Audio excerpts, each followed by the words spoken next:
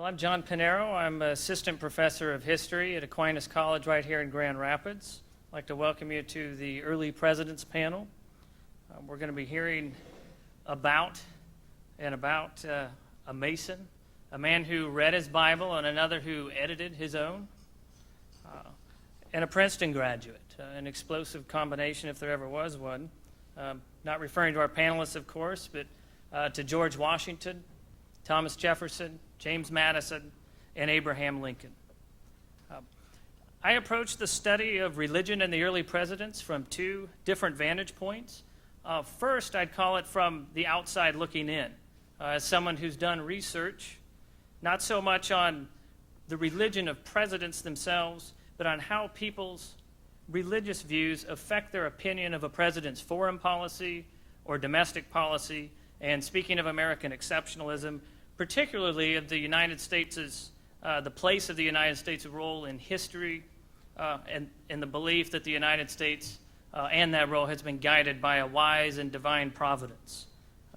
My own research has convinced me of the necessity of taking American religious beliefs seriously, not as spiritual expressions of economic needs, not as cynical behavior meant for public consumption, not as a crutch, not as something used by one class to dominate another, although at times it can be all those things, but as deeply held belief systems that inform a worldview capable of moving persons to action or shaping their reaction to events in sometimes surprising ways.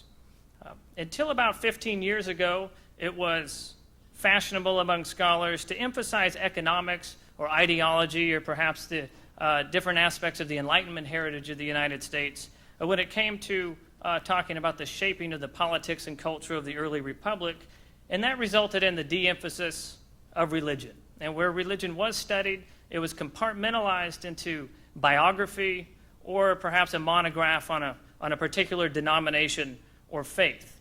One of the difficulties that many scholars find is that they cannot scientifically measure religious belief, and therefore that precludes any attempts to try to measure or understand it.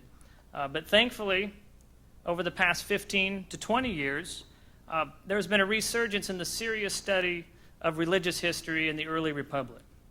And maybe even I shouldn't refer to it as the religious history of the early republic, because that can be misleading, because what these scholars have really have been doing is taking religion out of those compartments I mentioned and using it better to understand American society, politics, and culture as a whole. I'm talking, of course, about historians like Jonathan Butler, Robert Abzug, William Sutton, and Paul Johnson, all of whom have argued on one level or another that we really can't understand pre-Civil War America until we understand what a religious and spiritual hothouse the United States was.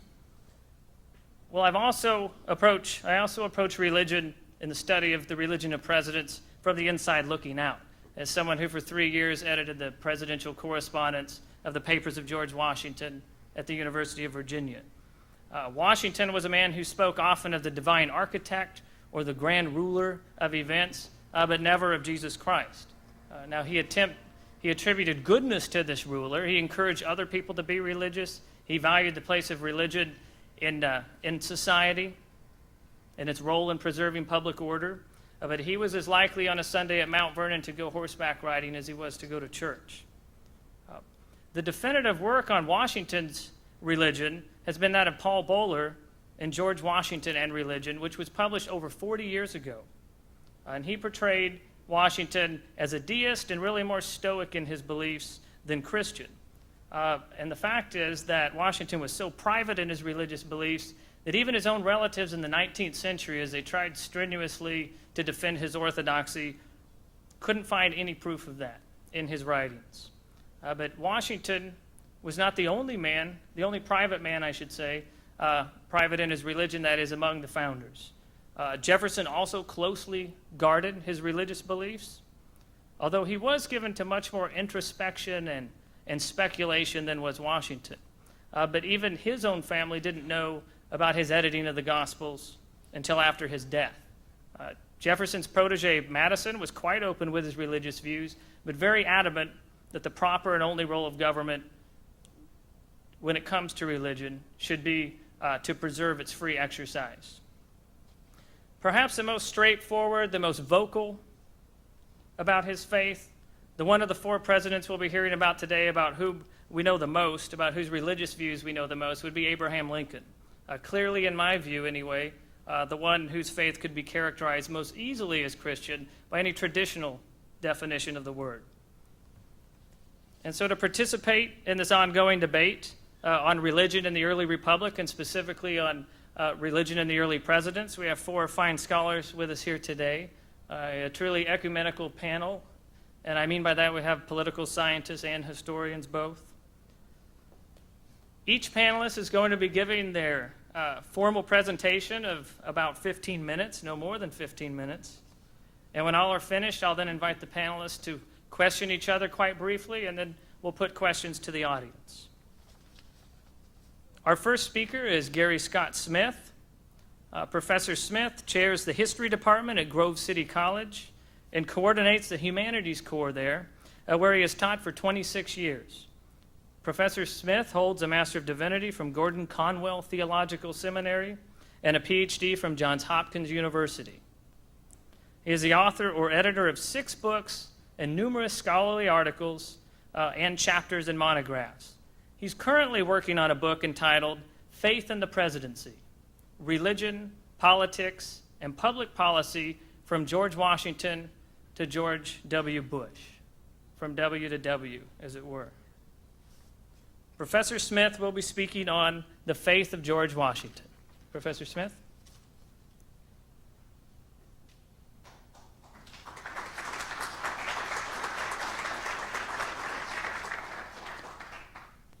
Even before he died in 1799, a battle began over the nature and significance of George Washington's faith. While more heated at some times than others, this conflict has now been waged for more than 200 years. Among American presidents, only the religious convictions and practices of Abraham Lincoln have been as closely scrutinized as those of Washington. Of all the varied aspects of the Virginian's life, few have caused as much contention as his religious beliefs and habits. Moreover, no rich chief executive has had his religious life so distorted by folklore. Many of the hundreds of books, articles, sermons, and essays published about his faith and practices since 1800 have advanced ideological agendas rather than providing dispassionate analysis. On the one side are ministers and primarily Protestant evangelical authors who claim that Washington had a deep, rich, Orthodox Christian faith. On the other side are free thinkers and numerous contemporary scholars who argue that Washington was a deist or a Unitarian whose faith was not very meaningful to him. Given Washington's immense contributions to the American Republic, semi-divine status, and importance to American civil religion, this intense debate is not surprising. I will summarize this debate over Washington's faith and take a middle position that portrays the first president as a theistic rationalist who believed strongly that God ruled and directed the universe. Although he apparently did not accept several key Orthodox Christian doctrines, Washington's belief in God's providence powerfully impacted his work as both commander-in-chief and president. To a certain extent during his life, and even more after his death, Washington was elevated to sainthood. An American civil religion arose that revered the great founder as God's instrument and a larger-than-life mythological hero. In life and in death, the Virginian has been seen as the deliverer of America, the savior of his people, the American Moses, and even a demigod. In 1778, Henry Muhlenberg, the chief developer of Lutheranism in America, wrote, "From all appearances, Washington respects God's word and believes in the atonement through Christ." Nearly 20 years later, 24 pastors from the Philadelphia area proclaimed that we acknowledge the countenance you, Washington, have uniformly given to Christ's holy religion. One of them, Ashbel Green, a chaplain in the House of Representatives during Washington's tenure in office, declared that he had no doubt about the president's orthodoxy. Similarly, in their funeral sermons and other public statements after the general died, many ministers maintained that he was a devout Christian. They repeatedly affirmed that Washington was not ashamed of his faith, and he acknowledged and adored a greater Savior whom infidels and deists slighted and despised. Timothy Dwight, president of Yale College, argued that if the general were not actually a Christian, he was more like one than any man of the same description. At all times, America's first Methodist Bishop Francis Asbury confidently declared, Washington acknowledged the providence of God and never was ashamed of his Redeemer. The nation's first Catholic bishop, John Carroll, praised Washington's Christian piety. Many of his first biographers, such as Episcopal Rector Mason Parson Weems, Chief Justice John Marshall, Jared Sparks, the editor of the first set of Washington's papers, and novelist Washington Irving, also insisted that the general was a faithful Christian. In Marshall's words, while Washington made no ostentatious profession of religion, he was a sincere believer in the Christian faith. In scores of subsequent books and articles, authors praised the Virginian as a Christian hero and statesman, the founder of a Christian republic, Christ's faithful soldier and servant, the great high priest of the nation, and a man of abiding faith. These enthusiasts insisted that he regularly attended church services, said grace before all meals, actively participated in church work, filled his public and private statements with religious exhortations, and prayed almost constantly everywhere he was. Paul Bowler Jr. demonstrates that most of these claims, which are based on hearsay and legends, are inaccurate. A spate of books published in the first half of the 19th century to promote Washington's piety picture him praying in the snow at Valley Forge, arranging communion services before battles, retreating into the woods during military encampments to pray, and inspiring parishioners in small country churches where he worshiped with his religious zeal. During the 1830s, Origen Batchelor and freethinker Robert Dale Owens debated the nature of Washington's religious beliefs and practices in the pages of the New York Free Inquirer. Batchelor argued that Washington belonged to a Christian church, considered the Bible God's revelation, and regularly attended worship services and read the scriptures. Similarly, 20th century authors insist abundant evidence demonstrates that Washington was a true Christian in every sense that word implies, arguing that he served diligently as a vestryman, contributed liberally to churches, attended church consistently, had private devotions regularly, followed Christian moral principles devotedly, and relied repeatedly on God's providence. They conclude that his every word and act showed clearly that he was a Christian. Echoing these assessments, President Herbert Hoover insisted in 1932 that Washington's great quality of character was product of his Christian virtues inculcated by his deeply religious mother and devoutly practiced by him as a professed churchman. More recently, evangelical authors have contended that Washington and numerous other founders were Orthodox Christians. Tim LaHaye, for example, calls Washington a godly man who had a sterling commitment to God. Convinced that prayers Washington copied as a young man expressed his own lifelong views, LaHaye concludes that Washington was a devout believer in Jesus Christ, who accepted him as his Lord and Savior. These prayers verify that were Washington living today, he would freely identify with the Bible-believing branch of evangelical Christianity. On the other hand, many have argued that Washington was not a pious, committed Orthodox Christian. While he was president, several individuals either urged him to affirm his faith in Christianity publicly or expressed regret that he had not. Leading Congregationalist clergyman Samuel Langdon challenged the president to let all men know that you are not ashamed to be a disciple of Jesus Christ. Shortly after Washington died, Benjamin Talmadge, who served as his chief of intelligence during the Revolutionary War, lamented in a letter that the deceased president had never explicitly professed his faith in and dependence on the finished atonement of our precious Redeemer.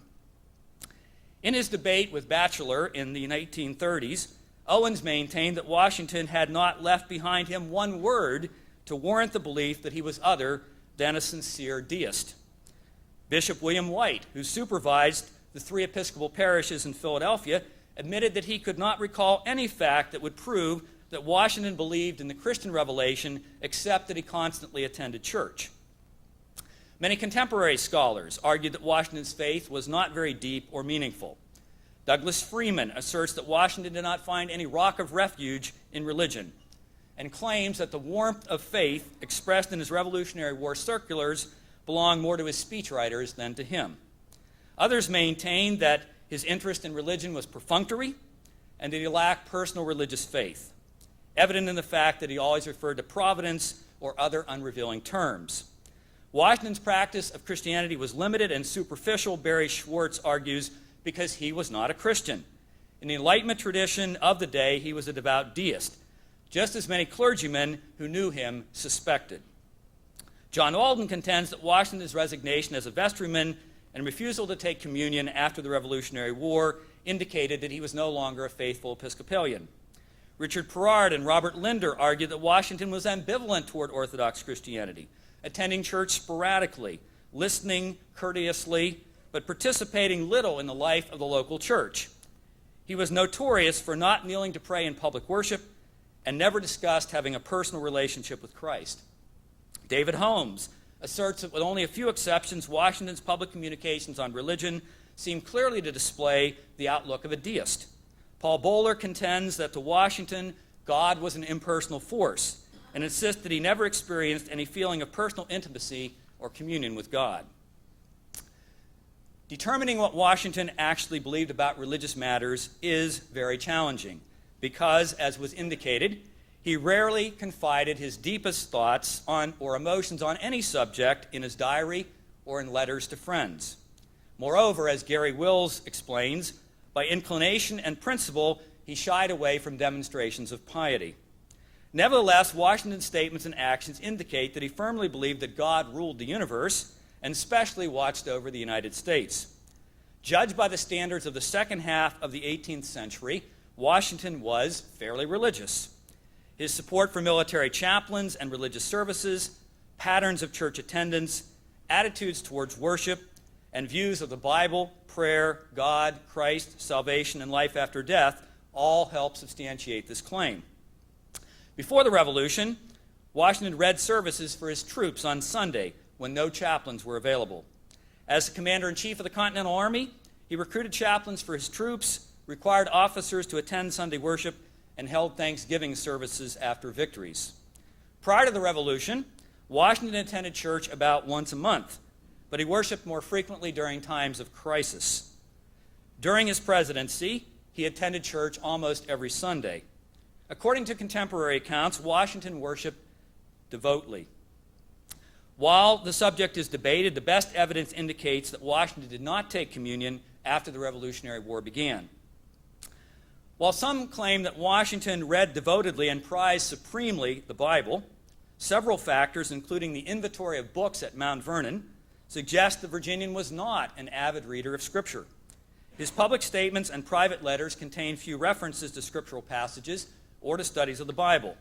Unlike many other presidents, Washington rarely quoted or alluded to the Scriptures in his addresses or correspondence or urged Americans to read the Bible. The Virginian professed belief in the power of prayer. He frequently asked religious bodies to pray for him, thanked groups for praying for him, and told individuals he was praying for them. Washington maintained that God was all-powerful, infinitely wise, just, all-good, and inscrutable. Throughout his life, he appealed to an all-powerful providence to protect and guide him and the nation, especially in times of turmoil. Throughout the War for Independence, he asked for and acknowledged God's providential guidance and assistance hundreds of times. The hand of providence has been so conspicuous in the Revolutionary War, the general asserted in 1788, that anyone who did not thank God and acknowledge his obligation to him was worse than an infidel that lacks faith and more than wicked. Washington saw God's gracious hand in Burgoyne's surrender, the United States' alliance with France, the arrival of the French fleet, and the victory at Yorktown. He expressed Americans' infinite obligations to the supreme rule of the universe for rescuing our country from the brink of destruction. No people had more reason to acknowledge a divine interposition in their affairs than those of the United States, he declared in 1792. Like many other Protestants, Washington was convinced that the liberty the United States incarnated and sought to export to other nations was the single greatest political blessing God had bestowed upon humanity in the Christian era. Washington also rejoiced that God was wise, just, and benevolent. His faith in an all-wise Creator who possessed infinite wisdom and wisely ordered the affairs of men helped the Virginian deal with his personal and national problems. The planter asserted that God was the supreme author of all good and maintained that God's ultimate goal was to provide the greatest degree of happiness to the greatest number of his people. That the United States was able against tremendous odds to defeat Britain, establish a stable government, and frame a promising constitution convinced Washington that God was working for good in the world and evoked his heartfelt gratitude. Because God's decrees were always for the best, Americans must accept them without protest, he said. Washington's confidence that God determined the course of events reinforced his sense of duty and helped inspire his prodigious efforts. He firmly believed that God, not fate or random chance, governed the universe, and that God used humans to accomplish his purposes. The Virginian's conviction that he was simply an instrument of providence led him to typically attribute America's successes to God, not himself. While repeatedly stressing God's providence, Washington rarely referred to Jesus or even to Christianity in public or private writings. As John G. West Jr. puts it, evidence on the subject of what Washington believed about these matters is partial, contradictory, and in the end, unsatisfactory. It is significant that while often alluding to providence in letters to friends and associates, Washington seldom mentions Christ or Christianity. Washington's beliefs about death, or life after death, have been the subject of considerable debate. The Virginian usually expressed a rather stoic attitude toward death and seemed to be skeptical about seeing loved ones after death. His letters contain no Christian images of judgment, redemption through the sacrifices of Christ, and eternal life for the faithful.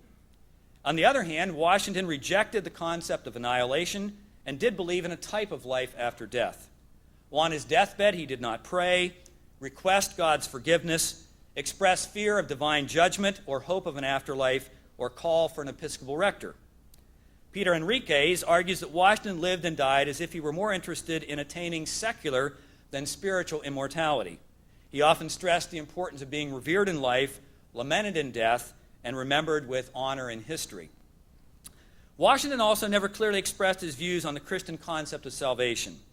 He apparently thought that conduct, rather than belief, made individuals acceptable to God.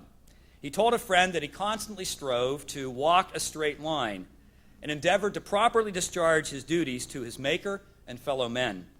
No man who is profligate in his morals or a bad member of the community, Washington proclaimed, can possibly be a true Christian. In the final analysis, Washington's faith is better described by the label theistic rationalism than by Christianity, Unitarianism, or deism. This hybrid belief system mixes elements of natural religion, Christianity, and rationalism, with rationalism predominating. To theistic rationalists, God is unitary and active. Because he intervenes in human affairs, prayer is effectual. They insist that people best serve God by living an upright life, and that religion's primary role is to promote morality, which is indispensable to social harmony. These rationalists have a higher view of Jesus than deists and assert that revelation complements reason. Because deists typically have been seen as denying God's active presence in the world, the deity of Christ, and the Bible as God's revelation, the concept of theological rationalism seems preferable to that of Unitarian or deist to describe Washington and other founders such as Adams, Franklin, and Jefferson. Even though the religious views of Washington are difficult to distinguish in broad outline from those of Jefferson, the public reaction to their convictions differed sharply. Unlike Jefferson, Washington was never censured as a howling atheist or condemned as an enemy of institutional religion. Americans continually pressed Jefferson as well as Adams and Franklin for more details about their religious principles, but not Washington. The fact that Washington believed in a God who watched over and protected America seemed to be enough for most citizens. While scholars and ordinary Americans will continue to debate the precise nature of Washington's faith, clearly it did become deeper as a result of the trying and sometimes traumatic experiences he had as Commander-in-Chief of the Continental Army and the nation's first president, and significantly affected his understanding of life and his duties in both roles. Washington told Reverend William Gordon that no one had a more perfect reliance on the all-wise and powerful dispensation of the Supreme Being than I have, nor thinks his aid more necessary. While many other Americans have shared this belief, the Virginian's words and actions testify to his firm trust in God's wisdom, might, guidance, and help. Thank you.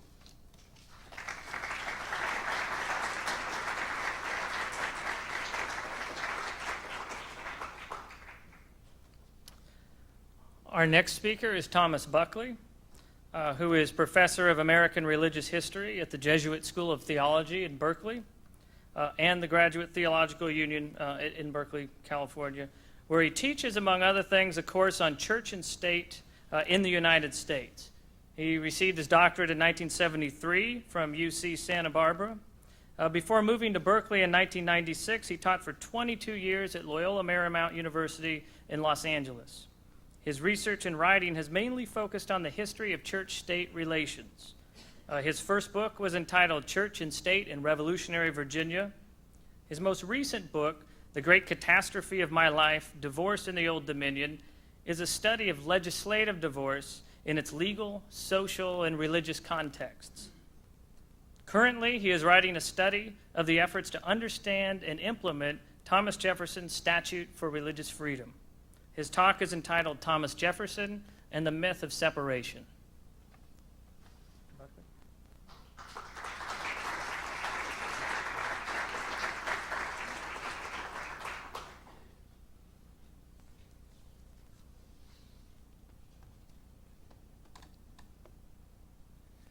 Good afternoon. It's nice to be here this afternoon with you to discuss such an important topic after such an interesting election. For a popular or even scholarly discussion of religion and the presidency, Thomas Jefferson is generally regarded as an easy topic or target. We all know what he thought. Separation of church and state is a consecrated phrase in American life. Jefferson coined it, and the Supreme Court canonized it as the legitimate interpretation of the First Amendment's Establishment Clause. Jefferson believed in separation, absolute, complete, and total. So at least popular and the bulk of scholarly opinion in courtroom and classroom has held for as long as most of us have been alive. Yet in recent decades, scholars have chipped away at that understanding of Jefferson's understanding on the place of religion in the Republic. Most recently, Philip Hamburger, professor of law at the University of Chicago, in a splendid book entitled Separation of Church and State, has pointed out that Jefferson's wall metaphor only came into play politically and judicially in the second half of the 19th century. What did Jefferson think about religion, the place of religion in American public life? I'm not interested in his personal religious views. That's a subject for other talks and other books. But in public life, what did he intend? It seems to me to understand this extraordinarily complex man and how he understood the relationship between religion and the Republic, we need to turn to the period when he personally was most responsible for leading that Republic, his presidency. And I would like to look this afternoon at the place of religion in his presidency in terms of two distinct aspects, one major, the second minor. First of all, his public religious rhetoric in speech and action during his presidency. This certainly includes, but is not limited to, his famous Danbury letter. Secondly, his presidential policies regarding governmental support for religion in, quote-unquote, civilizing Native Americans. But first, we need context. I think it's fair to say that his whole 8 years as the nation's chief executive were conditioned by the bitter election campaign of 1800, the first to elevate religion as a major issue. The election of 1800 focused on moral issues. Sound familiar? Jefferson profoundly resented the extraordinary efforts made by some ministers to prevent his election. Their treatment of him in the pulpit and the press during the summer and fall of 1800 determined the place religion would occupy in his presidency. And the years of his presidency would foreshadow the ambiguous relationship of church and state in this republic down to the present. So let me begin with the campaign. The Federalist supporters of John Adams seized upon Jefferson's published works, especially his Statute of Religious Freedom and his notes on the state of Virginia. Now, shortly after independence had been declared, the new Commonwealth of Virginia had appointed Jefferson to a committee to revise all the laws of the state. In that capacity, Jefferson composed a statute for establishing religious freedom. When first presented to the state legislature in 1779, the lawmakers postponed the bill. But then in January 1786, after an extraordinarily heated petition campaign across the state, the General Assembly passed Jefferson's proposal. Following a lengthy preamble which proclaimed that conscience rights were sacred and inviolable, the enacting clause offered the most sweeping guarantee of religious freedom of any state in the new Union. But in 1800, his political enemies assailed this statute as the first step in a program to abolish the Christian religion. The clergy waded into the fray. In a lengthy pamphlet serialized in various newspapers, William Lynn, the pastor of Philadelphia's First Presbyterian Church, argued that Jefferson wanted, quote, a government where the people have no religious opinions and no forms of worship. His election would, quote, destroy religion, introduce immorality, and loosen all the bonds of society. In a Sunday sermon at nearby Christ Church, Episcopal minister James Abercrombie invited other ministers, quote, to aid me in support of our great and common cause. It would be a tragedy, he wrote, if a Christian community like the United States should, quote, voluntarily place at their head as their ruler and guide an acknowledged unbeliever, an enemy to their faith. Abercrombie did not simply refer to the statute. Instead, Jefferson's remarks on religion in his Notes on Virginia, the only book he ever wrote, came back to haunt him. Composed while he was the United States minister in Paris, after he had written the Religious Liberty Statute, but before the legislature passed it, his impassioned plea for that law included the memorable lines, "It does me no injury for my neighbor to say, there are 20 gods or no God. It neither picks my pocket nor breaks my leg." For such apparent indifference towards religion, critics called him an atheist and an infidel whose public policy would destroy all religion, order, and civil government. One Boston newspaper claimed, without footnote, he had never been inside a church for 14 years. And Jefferson's allies and friends, of course, they fought back. One Republican writer typically referred to the clergy as, quote, political pimps who were shamefully influencing elections. But the charge of atheism, leveled against him by Samuel Chase, an associate justice of the Supreme Court and a rabid Federalist, stung the notoriously thin-skinned Jefferson. The sage of Monticello never quite got over that election. And he would have his revenge on Chase and on the New England clergy. But during his years in office, he would also do everything possible to prove his critics wrong. Lacing his speeches and public writings with religious rhetoric, the new president strove to conciliate a nation seriously divided by the election. He sought common ground. His inaugural address made religious pluralism in the United States the paradigm for political pluralism. Just as Americans had, quote, banished religious intolerance, so also they must eliminate, quote, a political intolerance as despotic, as wicked, and capable of as bitter and bloody persecutions. In his statute, Jefferson had defined religion as opinion, which could not be coerced without violating a person's natural rights. Now, in his address, his inaugural address, he refers to the recent political campaign as a, quote, contest of opinion. And he pointed out that, quote, every difference of opinion is not a difference of principle. We are called by different names, brethren of the same principle. We are all Republicans. We are all Federalists. And he concluded with an appeal to, quote, that infinite power which rules the destinies of the universe, to lead our counsels to what is best, and give them a favorable issue for your peace and prosperity. That speech turned the tide. As Benjamin Rush reported to an English friend, the address refuted the accusation that Jefferson was unfriendly to religion. Religious language worked in the public forum, and the third president would use it again and again as an instrument to bind the nation together. Though his enemies continued to characterize his notes on Virginia as an instrument of infidelity, Jefferson's religious rhetoric effectively blunted that charge. Was he simply being disingenuous?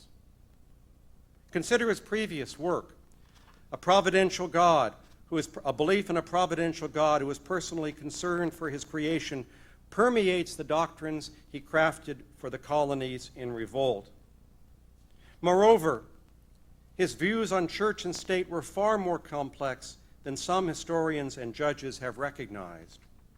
He was, after all, the author of a bill punishing Sabbath breakers, as well as 3 other measures pertaining to church and religion, which had all been drafted at the same time as his statute on religious freedom. Those included laws to guarantee the property of the Protestant Episcopal Church in Virginia, to appoint days of public prayer, fasting, and thanksgiving, and to annul marriages prohibited by the Levitical law. As legal historian Daniel Driesbach has cogently argued, taken together, these measures substantially refined the Jeffersonian model of church-state relations. In particular, the measures to protect Sabbath observance and provide days of state-sponsored prayer show Jefferson endorsing limited government activity in support of religion. Those who would paint Jefferson as a strict separationist most often cite his Danbury letter.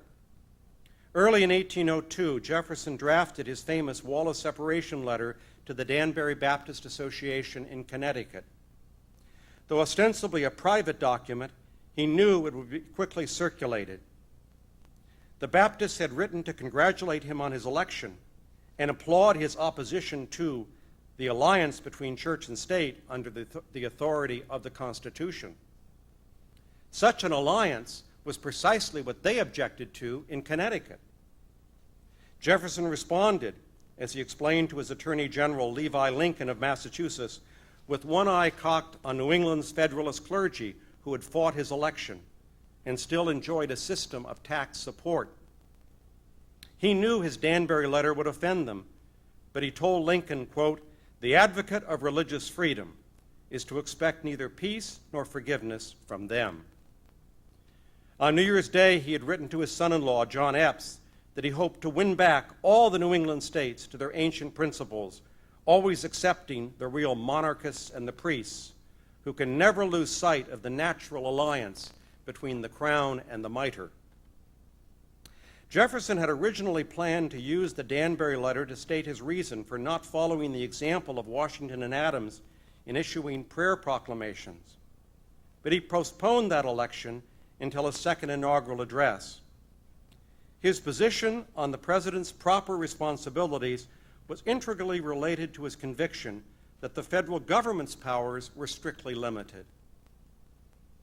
Writing to Samuel Miller, a Presbyterian minister at Princeton, the president explained his reasoning more fully in 1808. What was forbidden to the general government, he wrote, must rest with the states. His predecessors had assumed that what was appropriate for the chief magistrate in a state was suitable for the President of the United States as well. Jefferson read his Constitution more strictly. It gave him only civil powers, as he said, and he had, quote, no authority to direct the religious exercises of his constituents. Yet Jefferson did not erase religion from public discourse. While hoping as president to strengthen religious freedom, as he wrote, he asserted that he did not desire a, quote, government without religion. That charge, he told an ally, was a lie, fostered by his enemies. And in his second inaugural, he returned again to biblical imagery to describe the nation's relationship with God. It's a stunning statement of civil religion. I shall need, too, he said, the favor of that being in whose hands we are, who led our fathers as Israel of old from their native land, who has covered our infancy with his providence and our riper years with his wisdom and power, and to whose goodness I ask you to join in supplication with me. He recognized the nation's dependence on God and invited his fellow citizens to prayer. He did not command it. He also gave them an example, rhetoric in action. As James Hudson has pointed out, the Sunday after he wrote that letter to the Danbury Baptists, Jefferson began attending church services in the hall of the House of Representatives, and that became his regular practice for the rest of his time in office whenever he was in Washington. Nor did his wall of separation mean hostility to the churches or prevent his administration from openly fostering Christianity among the Native Americans. Those who look for historic support for the faith-based initiative can, for better or worse, look back to Jefferson's record. He openly supported what had been the policy of his Federalist predecessors, Washington and Adams, in helping to fund Catholic and Protestant missionaries in their efforts to convert and thereby civilize the Native American population. Jefferson himself endorsed a treaty with the Kaskaskia tribe that provided federal funds to build a church and support a Catholic priest. With his approval, the government encouraged a Presbyterian minister's work among the Cherokees by appropriating several $100s to found what was designed to be a Christian school to teach religion along with other subjects. And Jefferson ordered that $6,000 be appropriated by his government to a Quaker mission among the Indians in the Old Northwest. Religion was, after all, a civilizing force. It would prove useful, he thought, in calming the frontier and in persuading the Indians to give up much of their lands, a major objective of his Native American policy. Throughout his administration as president, Thomas Jefferson found religion helpful to his politics and his policies. Religious freedom, not separation, was Jefferson's absolute. Thank you very much.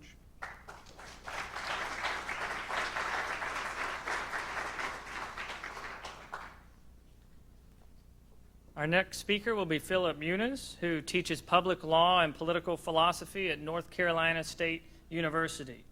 Professor Munoz received his PhD from the Claremont Graduate School. His publications include James Madison's Principle of Religious Liberty, which appeared in American Political Science Review, and George Washington on Religious Liberty, which appeared in the Review of Politics. He's also a former Civitas Fellow from the American Enterprise Institute. The title of his talk is Religion in James Madison's Life, Thought, and Presidency. Professor Munoz?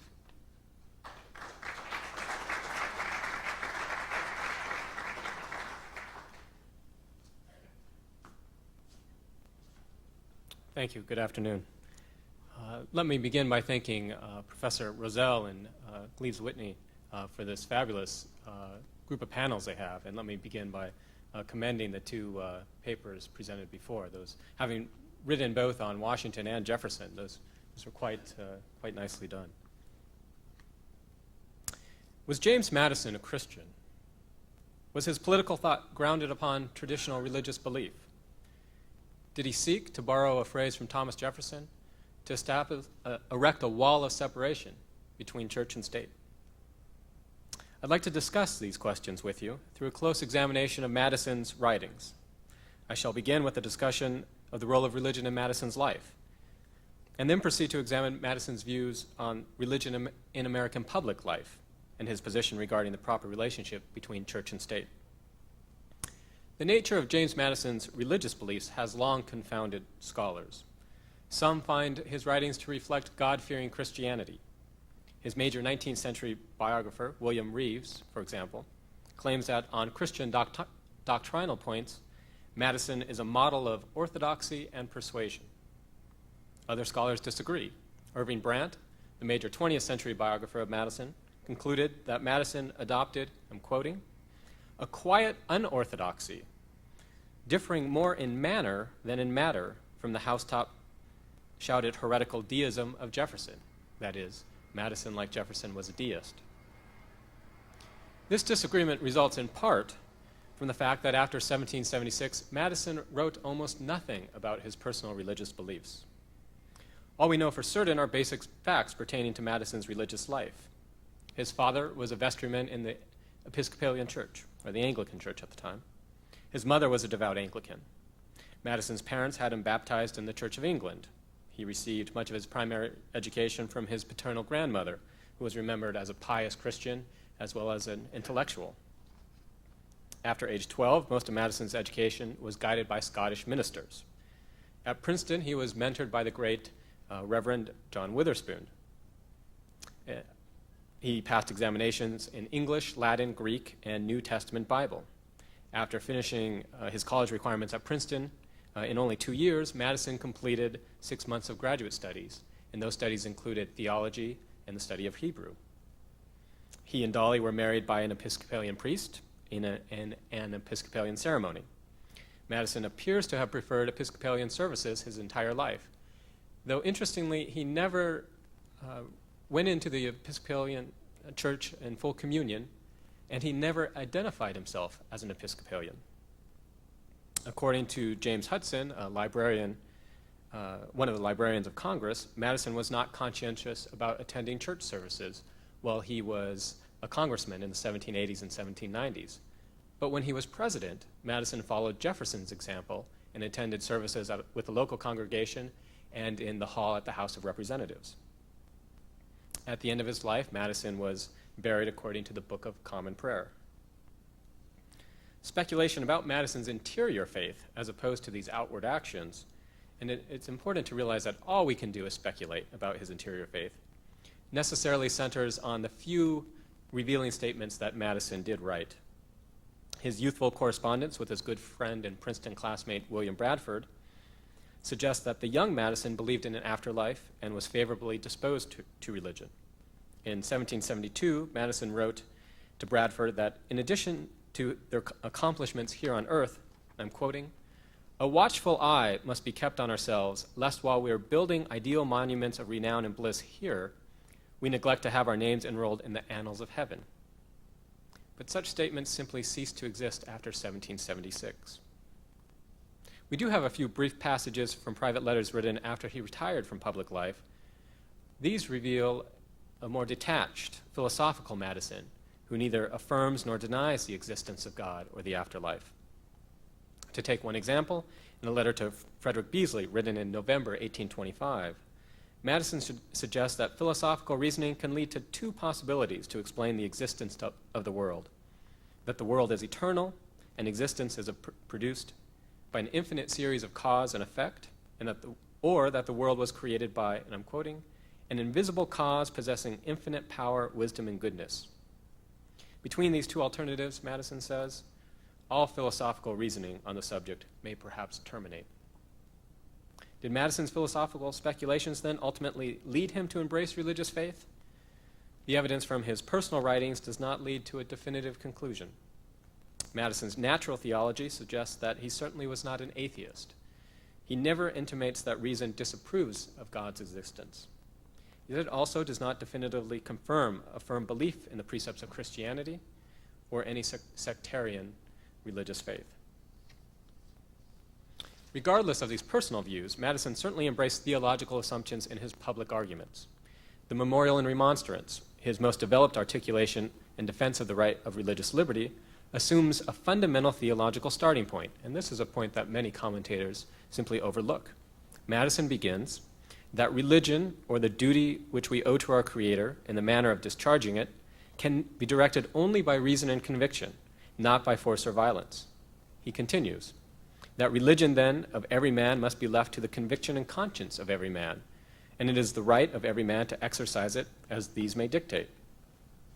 Madison does not defend this particular understanding of religious obligation. He does not explain why religion can be directed only by reason and conviction. He takes these theological assumptions as given.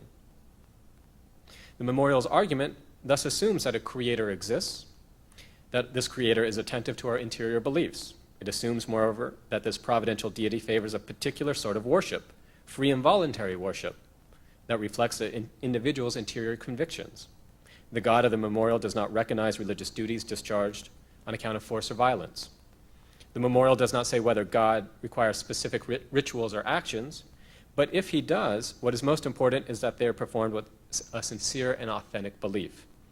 Faith, not action, in Madison's theology, in his public theology, is primary. The memorial's focus on the individual conscience necessarily implies that salvation is granted to individuals as such. This implies that God does not save nations, communities, or territories. This God does not reward particular peoples or traditions as such. Salvation is not merited by group membership. The memorial's God, moreover, does not allow one individual to meet the religious obligations of another. Proselytizing can only take the form of persuasion. Insofar as law fails to speak to interior conviction, the coercive force of law cannot lead men to salvation. Lawgivers, accordingly, are all but impotent on such matters. Because it is the duty of every man to render only the worship that he believes is acceptable to God, citizens do not and cannot have a duty to worship in the manner deemed appropriate by those who rule politically. Romans 13, verse 1 might say, "Let every person be subject to the government authorities, for there is no authority except from God, and those authorities that exist have been instituted by God." But according to Madison in the memorial, political rulers possess no special authority to determine or to decide religious obligations. Given this theology, one might easily conclude and agree with the eminent historian Lance Banning that the memorial was written from a Christian perspective. Precision demands, however, that all we say with certainty is that Madison's argument for religious freedom adopts a theology compatible with most forms of Christianity. This small reservation accounts for the possibility that Madison himself might have believed that his argument was based on natural theology alone. We must also consider that Madison wrote the memorial with a specific immediate purpose. This is not his only purpose, but his first intention was to persuade a late 18th century Protestant audience. Although the political context is not decisive, it should not surprise us that Madison employed arguments that his immediate audience would find appealing. Let me turn briefly to Madison's views regarding the role of religion in American public life. On this subject, Madison's writings reveal, quite differently from his interior beliefs, on the role of religion in American public life. Madison has a clear, definitive, in fact, an emphatic position. The dominant scholarly opinion is that Madison championed Thomas Jefferson's wall of separation, an interpretation that was planted in the public mind by the Supreme Court in the 1947 case Everson versus Board of Education. And this wall of separation interpretation today is still championed by Justice David Souter on the Supreme Court, who has cited Madison in his Supreme Court opinions. I cannot make the following point forcefully enough. The wall of separation interpretation simply misinterprets Madison's thought. Madison's policy was that the state could neither privilege nor punish religion. Madison would not have allowed the government to exclude religious organizations from generally available governmental programs on account of their religious character. To some extent, this strict separationist misinterpretation is understandable. More forcefully than any other founder, Madison broke from the classical Republican teaching. Traditionalists like George Washington had argued that Republican government requires a virtuous citizenry, and that the cultivation of virtue requires religion. Their argument, Washington's argument, thus concluded that in order to nurture the qualities of good citizenship, government ought to endorse, encourage, and even directly support religion. Madison rejected this classical Republican teaching. He did not deny the importance of virtue. He did not deny that religion helped to cultivate virtue. But Madison vehemently denied that religion needed the support of government. To say that religion requires governmental support, he wrote in Article 6 of the Memorial and Remonstrance, and I'm quoting, "is a contradiction to the Christian religion itself, for every page of it disavows a dependence on the powers of this world. It is a contradiction to fact, for it is known that religion both existed and flourished, not only without the support of human laws, but in spite of every opposition from them." After he left the presidency, Madison made the same point repeatedly in his private letters.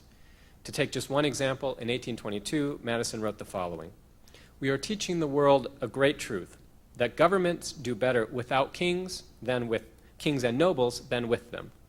The merit will be doubled by the other lesson, that religion flourishes in greater purity without than with the aid of government." Madison's position that religion did not need support of government reflected two prior suppositions. First, Madison believed that religion contained within itself the prerequisites for its own perpetuation. Religion did not need the support of law to survive. Secondly, Madison argued against governmental support of religion because he believed that such support tended to corrupt religion itself and to encourage religious persecution. Madison identified two types of corruption in particular. First, dependence on government corrupted religious clergy by freeing them from accountability to the laity.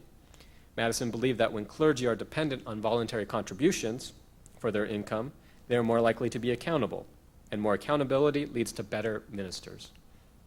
Madison thought state support corrupted religion, secondly, by introducing incentives to religious persecution.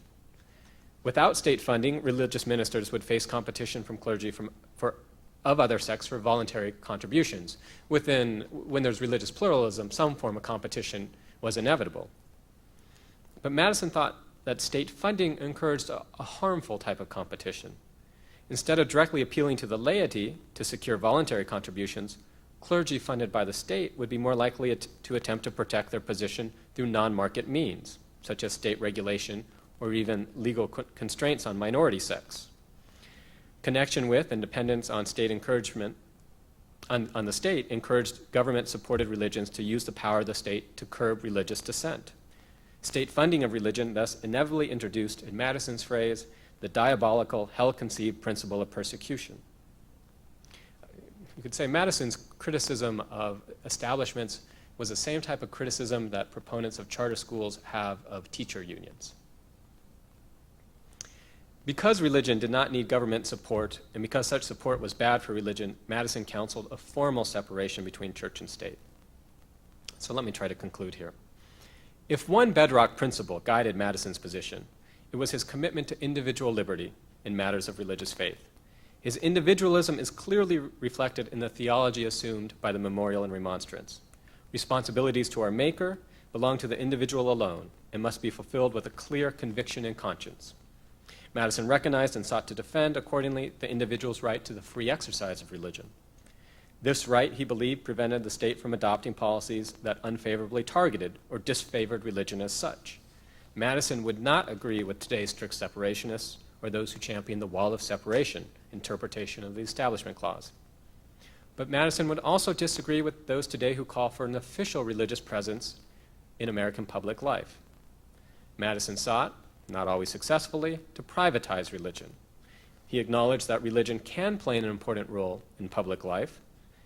He acknowledged that religion can support personal virtue. But unlike George Washington, Madison did not believe that the government ought to support religion as such. Religion, he argued, ought to receive no special privileges or consideration. Madison's constitutional policy was very simple. No privileges because you're religious, but no penalties because you're religious. His fundamental prudential assumption, which was not shared by more classical Republicans, was that religion did not need governmental support and that such support inevitably proved to be detrimental to religion and religious freedom. Now, whether Madison was right on matters of church and state is ultimately for us to decide. But whatever verdict we render, our deliberations will surely be profited by our attention to Madison's thought and his practice regarding religion and the role of it in American public life. Thank you.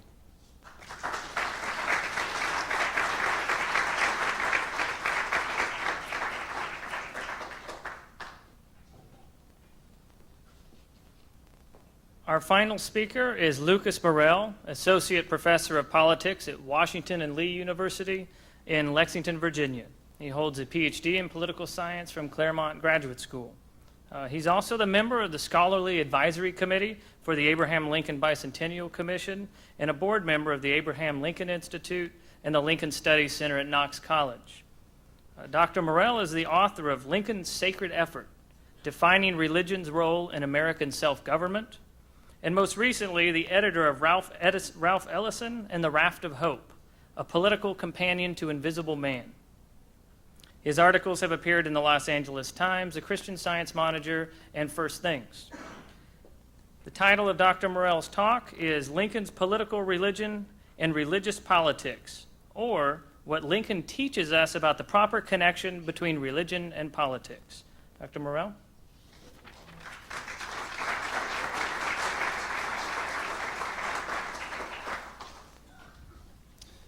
I must begin by saying that given Lincoln's devotion to the Declaration of Independence and his reverence for the Founding Fathers, it would gladden his heart to know that he is grouped with the early presidents.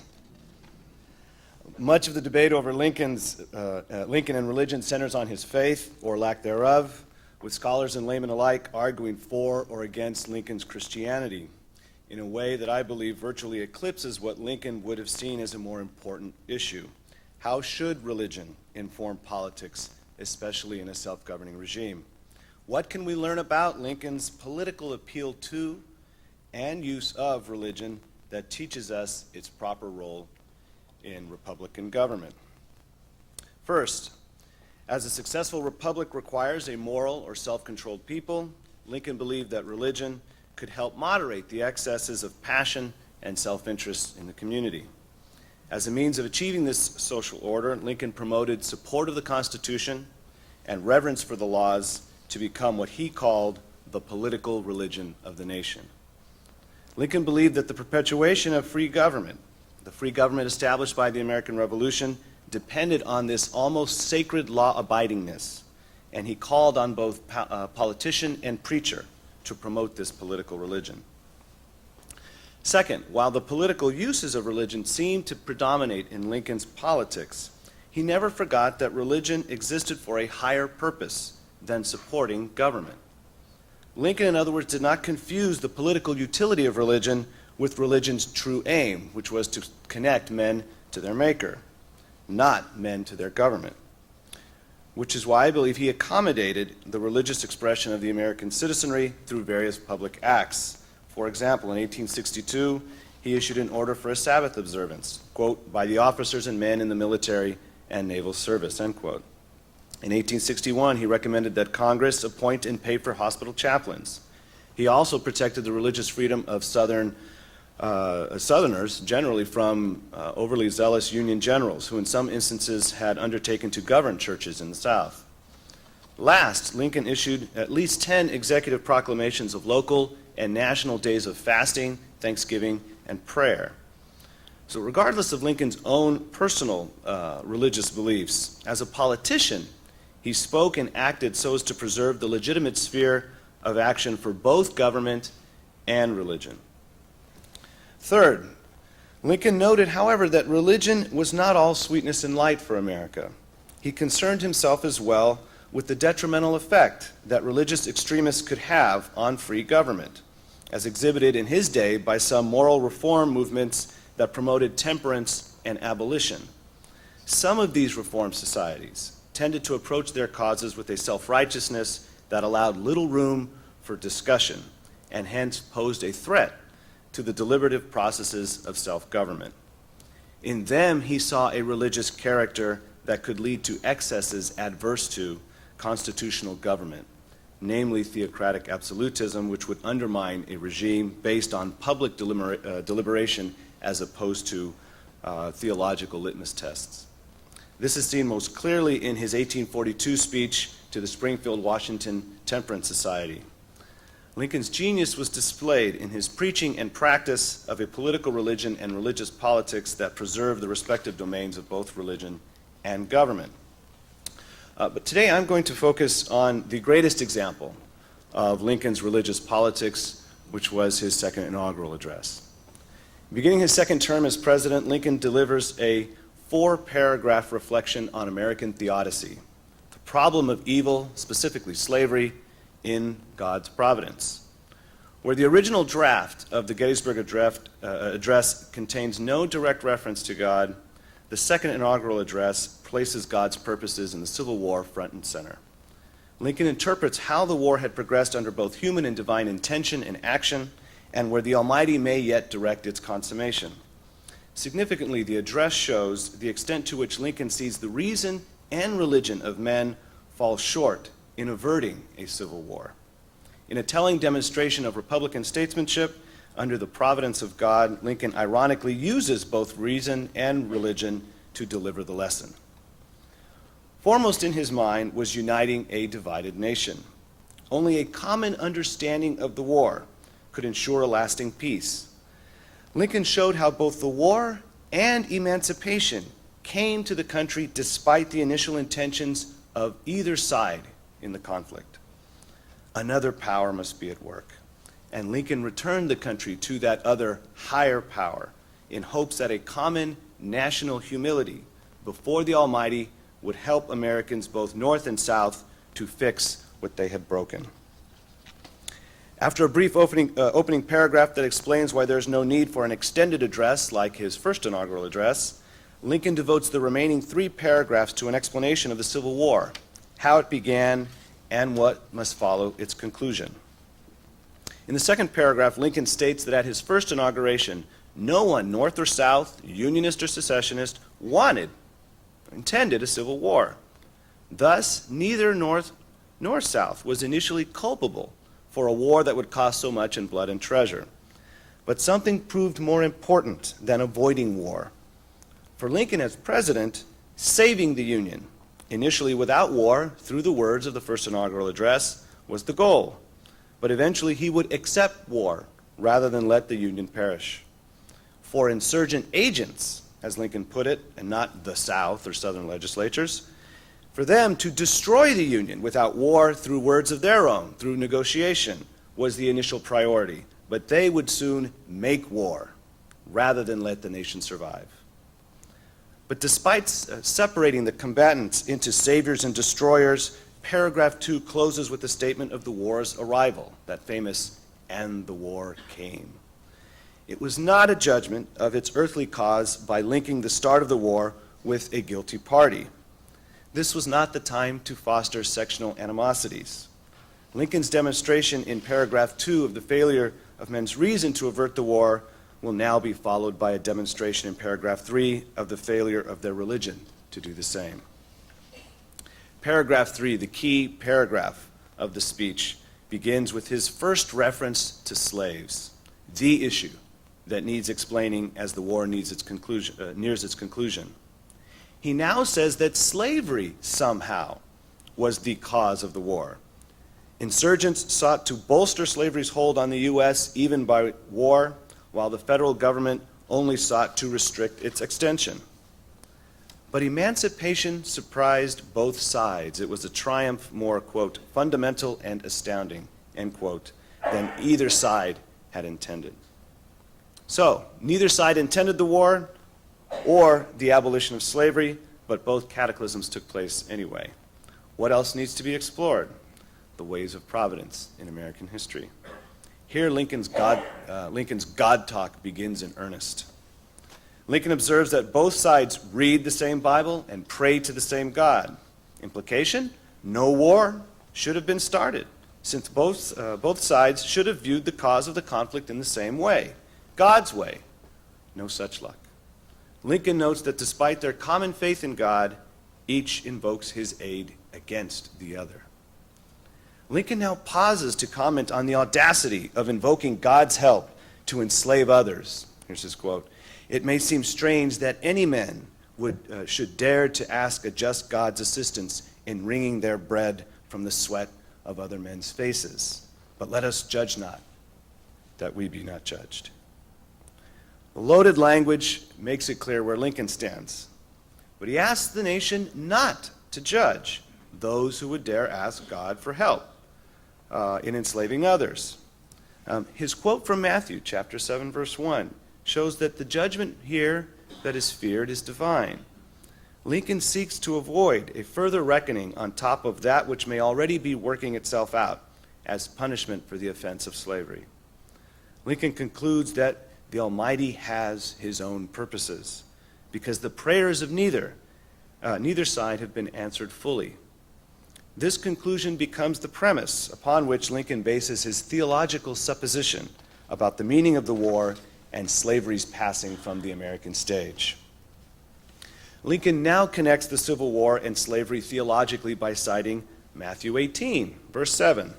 Woe unto the world because of offenses, for it must needs be that offenses come. But woe to that man by whom the offense cometh. This verse expresses one of the fundamental paradoxes of Christianity, free will and the sovereignty of God.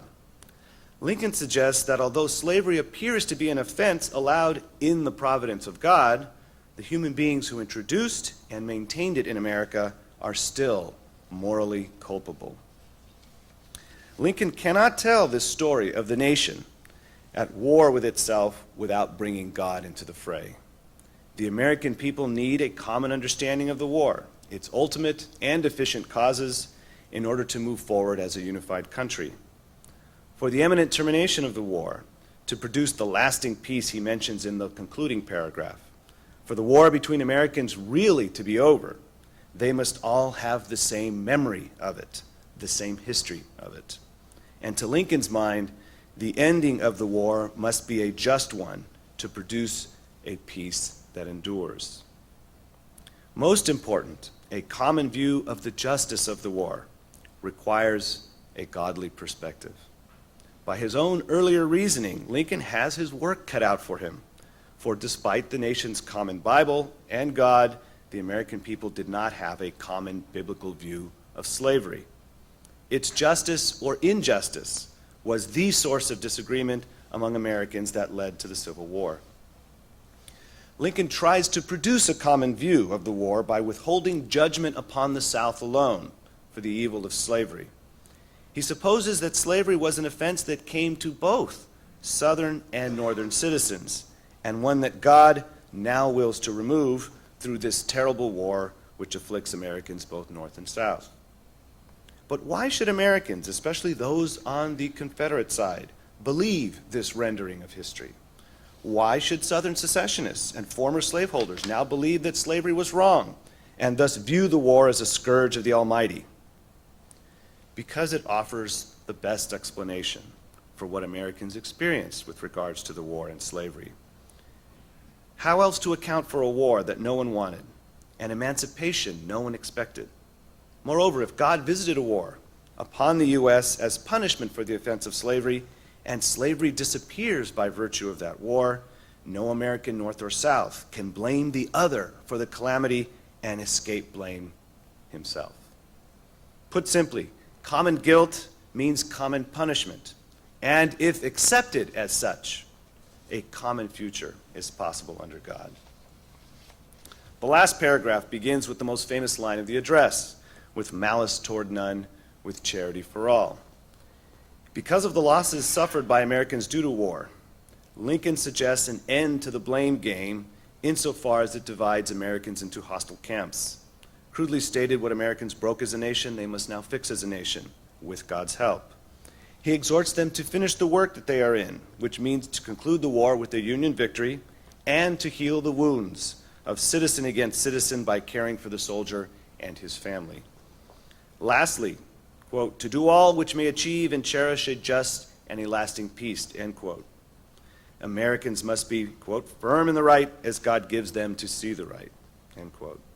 Here Lincoln calls on the nation to do what the war could not do, build a common life from the ruins of a divided country.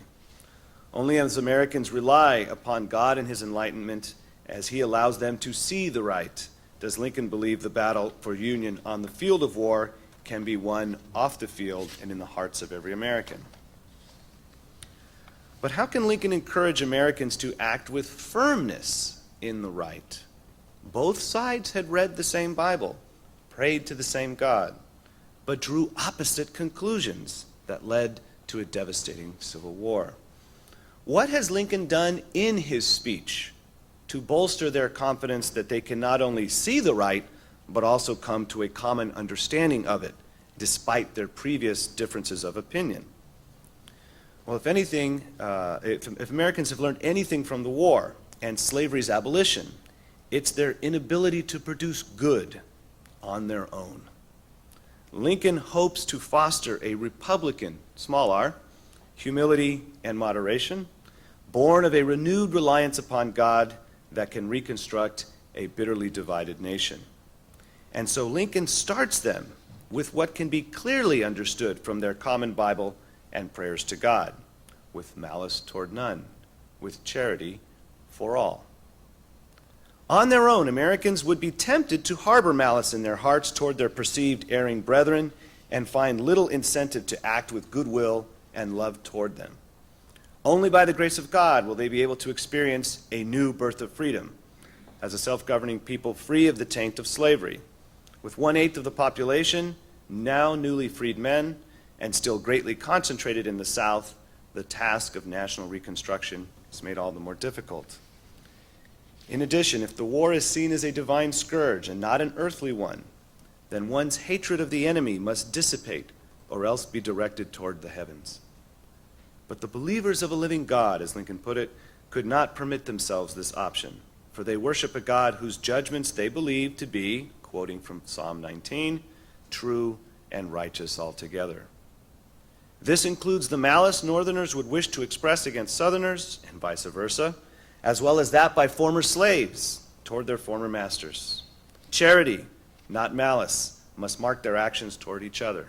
North versus South, former slave versus former master, white versus black. Unfortunately, peace between North and South was purchased primarily for whites at the cost of scapegoating blacks following the failure of Reconstruction. We can now see why Lincoln had to hide, at least early in the speech, the culpability of the South for the Civil War. A just and a lasting peace among ourselves. In short, a restoration of the Union, depended on blame being shared or assumed by all Americans.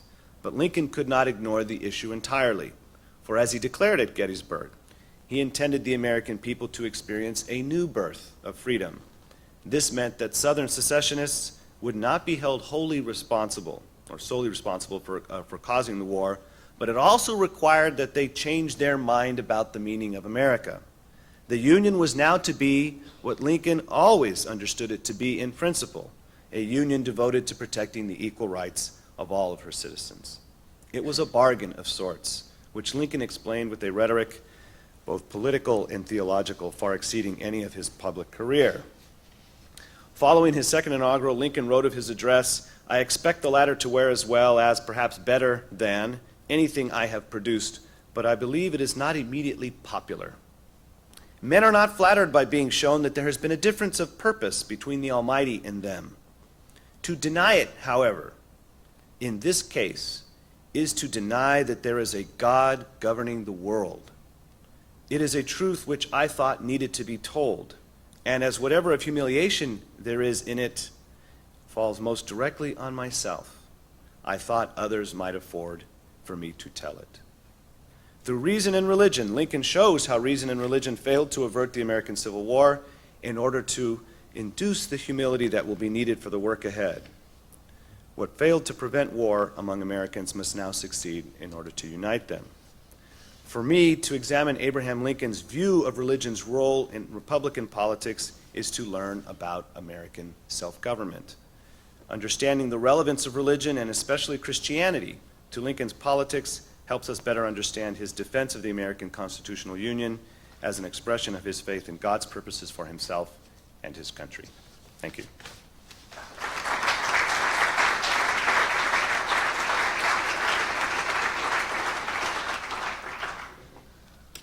Okay, I'd like to invite the panelists, if you have questions for each other, I'd like to invite you to offer one of those to each other, and if not, we'll throw it out to the floor here and invite audience questions. I have a question for Dr. Buckley. Can you hear me? He's going to ask me something. My question is, you mentioned Jefferson drafted, in his revision of the laws of Virginia, had a Sabbath-breaking law. And if I remember correctly, it punished ministers if they failed to perform services. I think it fined them $50 or something like that. How do you actually see that as something that Jefferson himself favored? Was that just one of the many laws that Jefferson, in rewriting the laws, that Jefferson thought that this had to go into the new code, or does it actually reflect something that Jefferson himself favored? The actual law that punished ministers was the one that prescribed public days of prayer, fasting, and so forth. So the executive could call for those public days of prayer. And as president, Jefferson wouldn't do it because it wasn't simply a kind of invitation, let's all get together, gang, and pray. It was, you're going to pray, and if, preacher, you don't do it on Sunday, then there's a punishment attached to it. That's really directing religious exercises. He would not do that. But he drafted the law. That was a common law in most of the colonies, I believe, and it certainly was a law of Virginia. And Jefferson, as a member of the House of Burgesses, if you recall, before the Revolution, when they were trying to whip up some sentiment for resistance to Britain, Jefferson helped draft one of those things as a member. So, did he believe in that? I suppose. It could be very useful politically. I think that was the purpose of it. You know, and as Lincoln, as you so well put, and when Lincoln did the same thing, it was, you know, to raise the morale of the people and that kind of thing, I think. In part, yes. You know, I have a question for John. John, can I ask you? You can. You know, everybody says Mr. Jefferson was very shy about talking about his religion. But if you've read that marvelous biography of John Adams by McCulloch, he talks about later on in their lives, Jefferson and Adams writing these letters back and forth to each other, you know, and they're wonderful letters to read. And what is one of the chief topics of conversation? Religion. Now, McCulloch makes, I think, a very shrewd observation. They were not really writing to each other. They were writing over the heads of each other. They knew very consciously they were not writing to Massachusetts and to Virginia. They were writing for the future. You know, each one of them kept laborious copies, more laborious for Adams than it was for Jefferson, because he made a machine that could make it possible for doing 2 letters at once, one for his file and so forth. And he wrote those letters because he was trying to persuade the next generations that the kind of religion he espoused should have been their religion.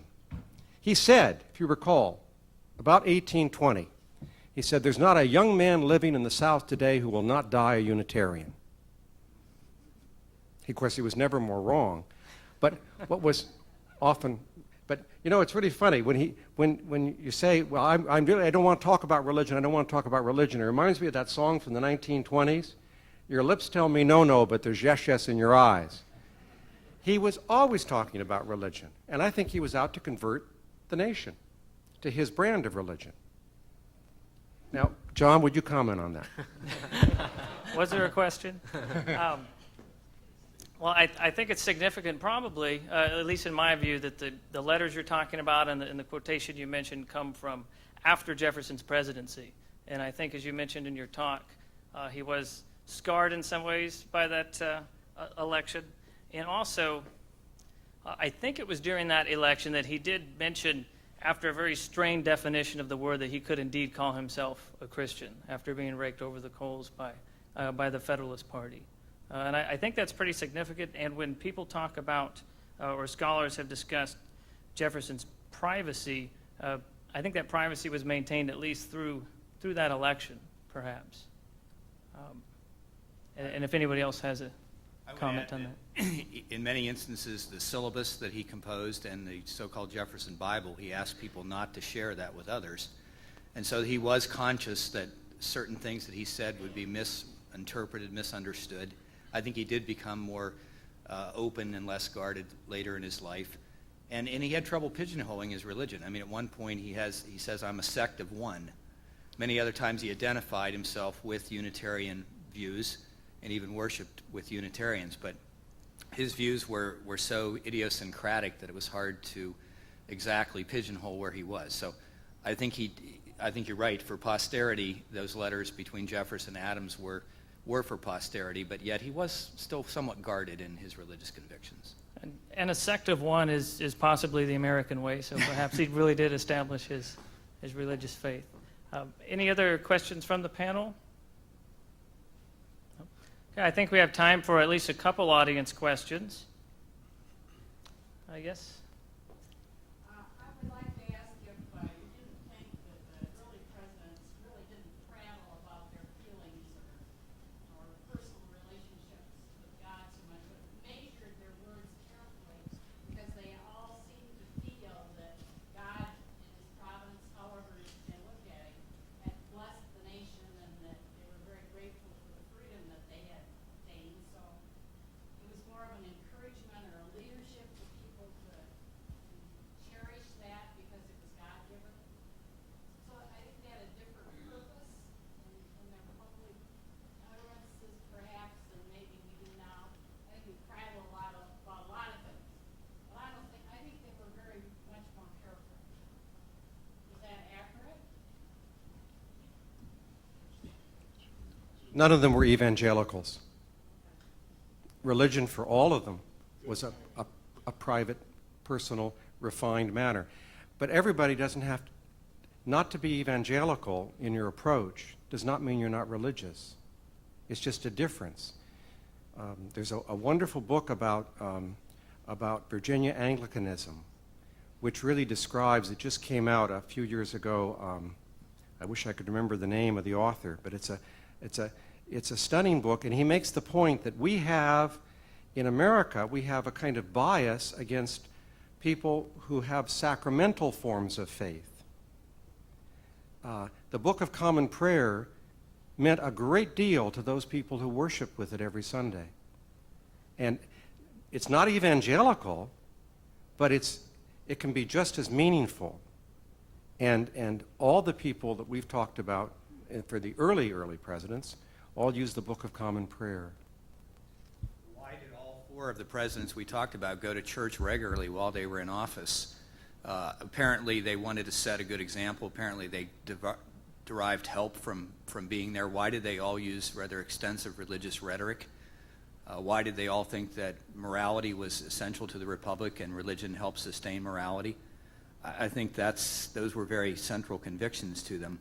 But they certainly did express their religious convictions much differently than some other presidents later in American history, like Woodrow Wilson or George W. Bush.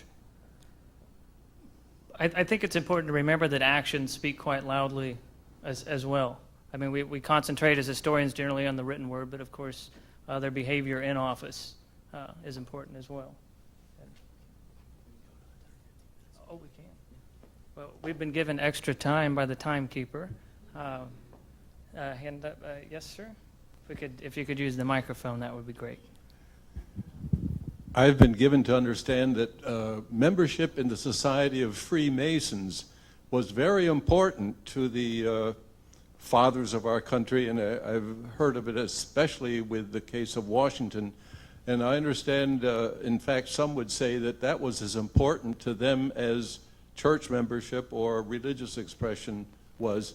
And is there not a religious dimension in that thought of membership in the Society of Freemasons, and does that have any bearing on some of the material we've been considering today? I would say in Washington's case, he was proud of being a Mason. He loved the pageantry of Masonry. He loved the religious components of it, and he had a lot of correspondence back and forth with the Masons. Some have been critical of him, who are critical of the Masons, and particularly evangelical Protestants have been critical of Washington's participation. They've tended to downplay it.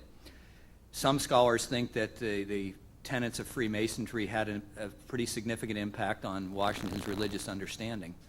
But I'll suffice it with that. I think that it was an important part of his life, and it was part of his worldview, and it was a reinforcement to his Anglican and Episcopal background as he saw it.